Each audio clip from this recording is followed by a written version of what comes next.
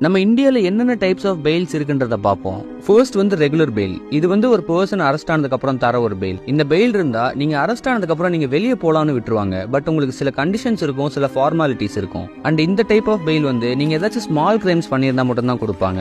ரெண்டாவது anticipatory fail. இந்த fail நீங்க அரெஸ்ட் ஆகிறதுக்கு முன்னாடியே வாங்குற ஒரு பெயில். நீங்க ஒரு வழக்குல சம்பந்தமே இல்ல ஆர் உங்களை அரெஸ்ட் பண்ணிடுவாங்களோன்னு நினைச்சீங்கன்னா நீங்க இந்த பெயில வாங்கிக்கலாம். இந்த பெயில் உங்ககிட்ட இருந்தா போலீஸ் உங்களை சடனா அரெஸ்ட் பண்ண முடியாது. அவங்க கோர்ட் ப்ரொசீஜரை ஃபாலோ பண்ணணும். அடுத்து இன்டரிம் பெயில். இந்த பெயில் என்னன்னு ஒரு ரியல் எக்ஸாம்பிளோட சொன்னாதான் கிளிக் ஆகும். ஃபார் எக்ஸாம்பிளுக்கு நீங்க ஒரு கேஸ்ல மாட்டி பெயிலுக்கு அப்ளை பண்ணிருக்கீங்க. கோர்ட் ஹியரிங் 1 வீக் கழிச்சு தான். பட் அது வரைக்கும் நீங்க ஜெயிலுக்குள்ள இருக்க விருப்பம் இல்லைன்னா அப்போ நீங்க இந்த இன்டரிம் பெயில அப்ளை பண்ணிக்கலாம். இது பெயிலுக்கே பெயில் போடுற மாதிரி.